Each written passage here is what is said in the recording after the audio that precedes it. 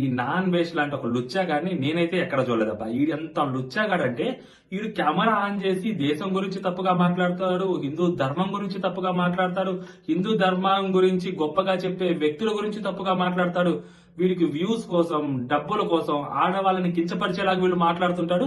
వేరే వాళ్ళు ఎవరో ఆడవాళ్ళని కించపరిచారని చెప్పి వాళ్ళని కూడా కించపరుస్తూ మాట్లాడతారు. వాళ్ళ ఇంట్లో వాళ్ళ అమ్మల్ని కించపరుస్తూ మాట్లాడుతుంటాడు వీడు. ఇదంతా లఫుట్ గాడంటే ఎక్కడో కూర్చొని ప్రతిసారి ఈ దేశం గొప్ప, ఆ దేశం గొప్ప, మన దేశం ఎందుకు పనికిరాదు, మన దేశం కేవలం మన దేశం అందుకనే పనికి వస్తుంది, మన దేశ యువత గురించి, మన దేశ రాజకీయాల గురించి, మన దేశం గురించి, ఆఖరికి మన హిందూ ధర్మం గురించి, హిందూ దేవాలయాల గురించి వీడు కనీసం వీడికి అవగాహన కూడా ఉండదు. వీడు ఏం మాట్లాడుతున్నాడు అనేది కూడా.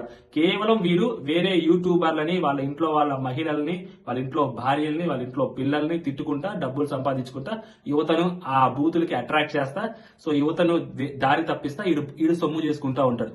ఇలాంటి లుచ్చాగాన్ని మీరు ఫాలో అవుతా ఉంటారు. ఇప్పుడు మా నాన్న అంబానీ కంటే ఎక్కువ సంపాదించారు డబ్బులు, అంత మాత్రం మా నాన్న గొప్ప కాకుండా పోతాడా? మీ నాన్నలు మీకు గొప్ప కాకుండా పోతారా? అంబానీతో పోల్చుకుంటే ప్రతి ఒక్కరి నాన్న అంతగా సంపాదించలేరు, అంత మాత్రం మన నాన్న మనం గొప్ప కాకుండా పోతారా?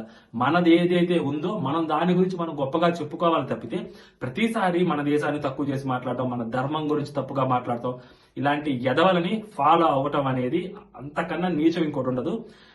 ఈడిచ్చే బఫూన్ కంటెంట్ కంటే దీనికంటే బెటర్ కంటెంట్ సో చాలా మంది యూట్యూబర్లు ఇస్తుంటారు. పోనీ వాడి కంటెంటే గొప్ప కంటెంట్ అయితే వాడి కంటెంట్ కావాల్సింటే పోర్న సైట్లో చాలా దొరుకుతూ ఉంటాయి అలాంటి ఎదవ కంటెంట్ కంటే. దేశం గురించి, హిందూ ధర్మం గురించి తప్పుగా మాట్లాడే ఇలాంటి లుచ్చా నా కొడుకుల్ని ఎవరిని ఫాలో అవ్వాల్సిన అవసరం ఎవ్వరికీ లేదు.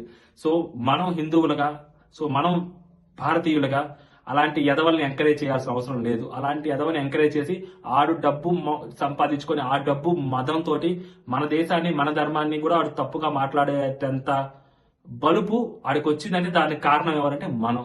సో అలాంటి ఎదవల్ని ఇప్పుడే అన్ఫాలో కొట్టేసేయండి. మన దేశాన్ని, మన ధర్మాన్ని మనమే కాపాడుకోవాలి. ఓకేనా? జై హింద్.